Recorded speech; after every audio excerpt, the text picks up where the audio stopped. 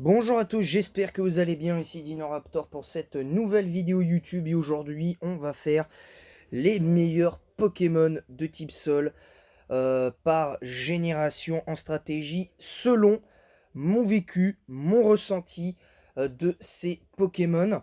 Alors évidemment, encore une fois, là l'introduction elle est très claire, c'est que encore une fois je vais me répéter, je ne parle que de vécu, je ne prétends pas avoir raison, encore une fois, je dis simplement, j'estime, moi je dis simplement ce que j'estime sur ces Pokémon là, que je juge soit supérieur à l'un ou à l'autre, soit inférieur quand je fais mes tops sur les pires Pokémon du jeu.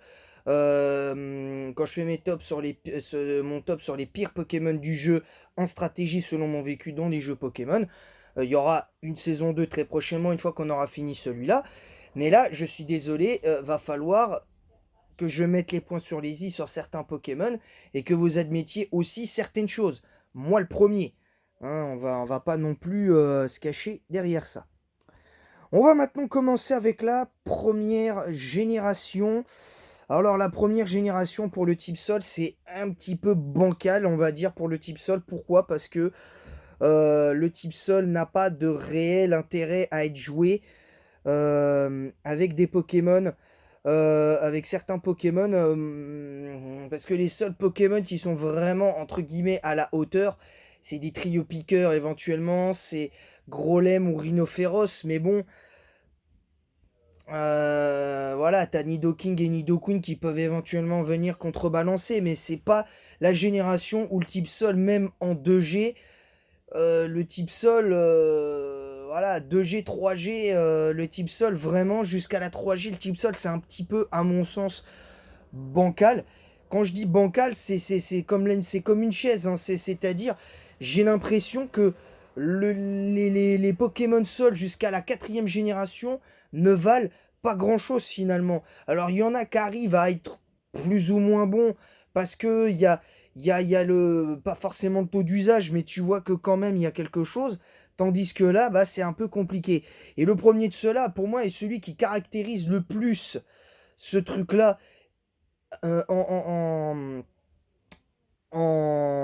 tout du moins pour l'instant, en première génération, c'est Nidoking. Parce que Nidoking, le truc qu'il a, c'est qu'il est vraiment, à mon sens, très bon dans ce qu'il fait. Il est vraiment, vraiment intéressant. Maintenant, c'est pas. Je dis pas que c'est le meilleur Pokémon de la 1G de loin, hein, si on compte les deux seuls Uber de la 1G. Mais tu vois que quand même, il y a quelque chose qui se dégage. Tu vois quand même qu'il y a quelque chose qui se dégage dans tout ça. Le prochain Pokémon dont on va parler pour la deuxième génération, pour moi, c'est clairement Rhinophéros. Parce que, par contre, le seul Pokémon de type Sol, à peu près, on va dire, qui se démarque vraiment en deuxième génération, pour moi, c'est Rhinophéros, et de loin. Parce que Rhinophéros, il est certes en overuse, ce que j'ai du mal à comprendre dans le sens par rapport au fait qu'il soit lent et qu'il n'y avait pas la distorsion, il n'y avait pas tous ces trucs-là qui étaient apparus en quatrième génération, parce que je crois que distorsion est une attaque de quatrième génération. Donc, t'avais quand même ça. Alors, Rhinophéros, c'est vraiment pour moi le Pokémon sol par excellence, parce que c'est un Pokémon qui concrètement a un avantage plus que certains sur les autres, pas par son double type, qui est très mauvais défensivement pour moi, avec sa double faiblesse eau, faiblesse combat, et sa faiblesse entre guillemets à lui-même de par son type sol, de son type roche. Bah, en fait, je trouve que Rhinophéros, quand même, il s'en sort très bien en overuse 2G. Parce que quand tu sais que tu es quand même derrière certains monstres, comme même si les gens me disent souvent, ouais, mais c'est plus Grolem, c'est plus. Voilà, machin. Non, ça veut rien dire en fait. Ça veut rien dire parce que le taux d'usage pour moi du Pokémon ne veut absolument rien dire. Parce que, parce que même si c'est quelque chose qu'on peut beaucoup plus prendre en compte pour moi à partir de la quatrième génération, c'est que pour moi, les trois premières générations, ça veut rien dire le taux d'usage. Parce que quand tu vois que certains Pokémon, même Dratak, dont on vante les mérites, pour moi, c'est pas le meilleur Pokémon, par exemple, de type Dragon ou de type Vol. C'est le meilleur, pour moi, Pokémon de type Dragon, c'est Libégon. Et le meilleur type Vol de la 3G, c'est Hermure. Tu vois, c'est quand même là où tu as quand même des choses enfin, il y a Eledel, mais il y a Hermure.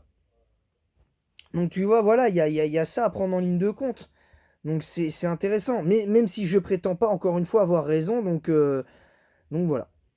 La troisième génération est sans... Et là, pour le coup, d'habitude, c'est pas ce que je dis dans mes vidéos, mais là, pour moi, sans trop de débat possible, le meilleur Pokémon de type Sol, c'est pas Libégon, mais c'est pour moi l'Agron à 100%. Pour la simple et bonne raison que l'Agron, c'est son double type. Parce il est neutre à la glace, il est neutre sur pas mal de types, il n'est faible qu'au type plante, et c'est une double faiblesse. Donc c'est quelque chose de vraiment, vraiment très très cool à voir, c'est vraiment très intéressant. Maintenant, je ne dis pas que l'Agron, c'est le meilleur Pokémon de la troisième génération. Mais c'est pour moi de loin le meilleur Pokémon, à la fois de type eau, mais aussi de type sol. Pour la simple et bonne raison que ce Pokémon-là, pour moi, il surpasse tous les types au sol à l'heure actuelle. Je trouve tous les Pokémon qui ont obtenu ce double type au sol, comme Marest, comme tout ça, pour moi, il y surpasse. Pour la simple et bonne raison que l'Agron, c'est vraiment le Pokémon capable de faire beaucoup mieux que certains autres. La quatrième génération. Alors la quatrième génération, pour moi, j'aurais pu mettre Karchakrok, mais j'ai pour principe de ne pas mettre les Pokémon Uber. Alors peut-être que pour la saison 3 de ces tops-là, je mettrai les Pokémon Uber. Je jugerai aussi les pires Pokémon du jeu en stratégie selon mon vécu par type. Mais je peux mettre également des Pokémon qui sont en Uber que je juge pour moi pas assez puissants pour le beurre.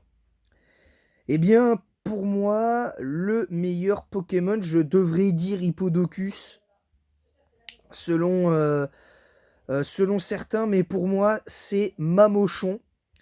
Alors, Mamochon, c'est un peu spécial parce que Mamochon, aujourd'hui, il ne peut plus être joué avec Ridonneige, mais avec Benet. Alors, moi, Benet, c'est pas un talent que j'apprécie énormément parce que Benet, on sait que à part empêcher. Les attaques provoque et attraction,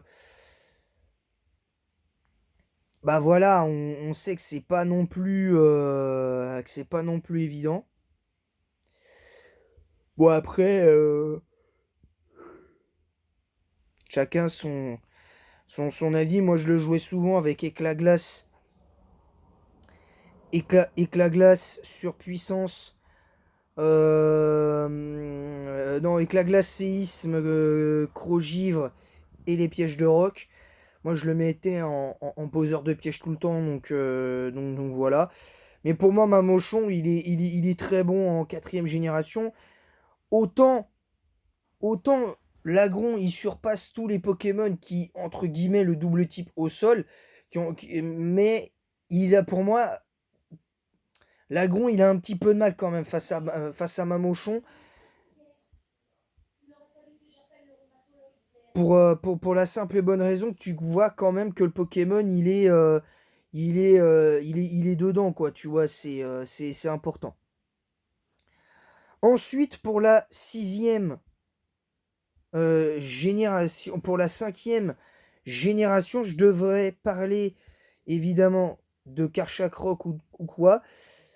D'habitude, je parle pas des légendaires, mais là, on va mettre tout le monde d'accord. Pour moi, c'est le meilleur type sol, c'est Démétéros Therian, même si le début de Démétéros T en cinquième génération, on va pas se mentir, a été un petit peu bancal avec la présence des Team Rain, mais bon, voilà, il y avait eu... bon, après, il y a eu les Team Sun qui sont venus un petit peu casser les pieds.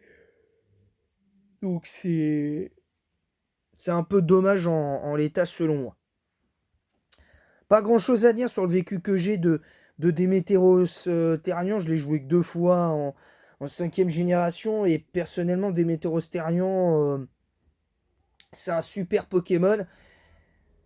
Mais malgré le fait qu'il soit au-dessus de certains autres, je trouve il pourrait faire bien mieux que ça, je pense. En 6e génération, pour moi, le meilleur Pokémon de type Sol, c'est Crocorible. Alors, Crocorible, on pourrait le juger inférieur à des Pokémon comme Karchakroc, comme tout ça, mais pour moi, Karchakroc, il a été bon en 4e génération, où il a été Uber, en 5e, il a été très bon aussi. Mais pour moi, Karchakroc aurait dû descendre en Underuse en, en 6G, parce qu'avec la présence des types faits qui étaient beaucoup trop spammés à l'époque avec Mélodelph, Nymphali défensif, Megaltaria qui était Dragonfée, et tout ça. Enfin, je trouve que c'était un peu compliqué pour moi pour Karchakroc en 6e génération. Alors il reste bon en overuse, mais pour moi il n'avait pas sa place. Pour moi, il n'avait pas sa place jusqu'à ces derniers temps où où j'avais rejoué Karchakroc, où il a fait une masterclass du début à la fin. Mais bon, là aujourd'hui, il a sa place en overuse, mais par contre, sa méga, elle aurait dû être ban direct en Uber, parce que je trouve que malgré la perte de vitesse, méga Karchakroc est très difficile à gérer en overuse. Donc c'est un peu dommage que sa perte de vitesse n'arrive pas à compenser n'arrive pas à compenser pour méga Karchakroc. Crocori, pour moi, c'est le meilleur type sol de la 6e génération. Je ne mettrai pas Karchakroc en 7e génération parce que je me dis que Karchakroc, quand même, on sait ce que ce Pokémon a de bon. Mais moi, je vais parler d'un autre Pokémon en 7e génération qui, pour moi, est très important. De manière assez nette. Et après, chacun est libre de penser, de penser comme il veut. Mais pour moi, c'est... Il faut que j'arrive à le trouver, ce que j'ai...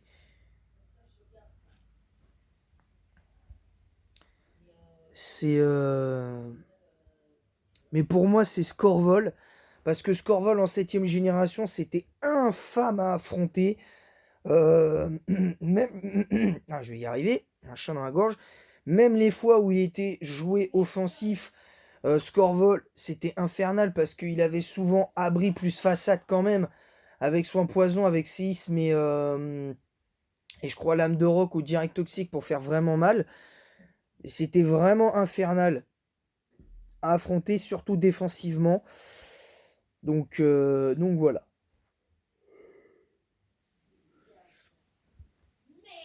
Ensuite, la 8e génération, là oui, effectivement, je mets Karchakroc parce que Karchakroc, pour moi, il a...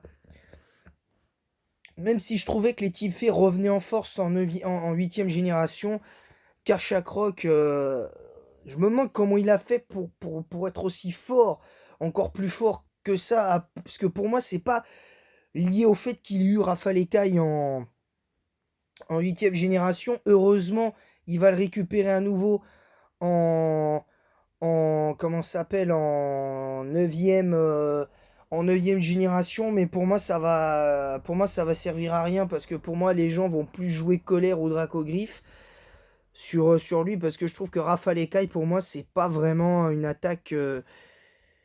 Pour moi, c'est pas une attaque que j'aime voir, parce que déjà, je trouve 25 de puissance, ok.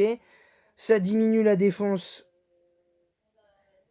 Ça diminue la défense de celui qui l'utilise. Ça augmente sa vitesse. Bah, je trouve que là, je trouve que Rafale Écaille, c'est une attaque qu'on fait situationnelle parce que tu as quelques pourcents de chance de faire des dégâts supplémentaires après avoir brisé le clone de l'adversaire. Non, moi je trouve que c'est pas une bonne attaque Rafale Écaille, je trouve. C'est pas une bonne attaque, selon moi en tout cas. Et voilà. Très clairement, j'ai du mal avec cette attaque Rafale Écaille, très clairement. Ensuite, je pourrais mettre Bourrinos. Je pourrais mettre Crapus, Crocorible ou... ou quoi, désolé, j'ai vraiment un chat dans la gorge. Mais pour moi, le meilleur Pokémon de type Sol de la 9ème génération, pour moi, c'est clairement Fort-Ivoire. Et du fait que je le joue actuellement, Fort-Ivoire, c'est une dinguerie. C'est un Pokémon que j'aurais préféré ne pas voir seul combat. Parce que quand tu vois le chara-design du Pokémon, ça aurait été beaucoup plus logique de le voir sol poison. Voilà, parce que même si, bon, ça aurait peut-être rien changé, mais ça aurait été mieux sol poison pour avoir une neutralité au type fée quand même, parce que je trouve qu'il y a beaucoup de mal contre ces Pokémon-là, parce qu'il n'a pas ce coverage avec les Pokémon de type fée. J'ai un petit peu de mal avec ça. Mais bon, c'est pour moi le meilleur Pokémon de type sol de la 9ème génération, parce qu'en plus, avec le type de Terra Cristal que tu lui mets, bah très honnêtement, t'es plutôt pas mal à ce niveau-là. Donc en plus, son move pool est pas mauvais, en plus, il est même très bon. En comparaison de son compère de Kanto, la forme de classique de Donphan qu'on a connu à Johto, bah, très honnêtement, Donphan, bah voilà, on l'avait pressenti, on l'avait pressenti, et je trouve que Donphan pour moi, il a été bon qu'en 5ème et en 6ème génération, où vraiment Donphan, il a pris plus de poids. C'est le cas de le dire en strat, selon moi, en tant que type sol, même si c'était pas une dinguerie non plus. Mais voilà, je pense que Fort Ivoire, il a rebattu les cartes pour lui, et heureusement, et c'est super. Donc voilà. Sur ce, je vous laisse, j'espère que cette vidéo vous aura plu, et en attendant la prochaine, je vous dis à bientôt.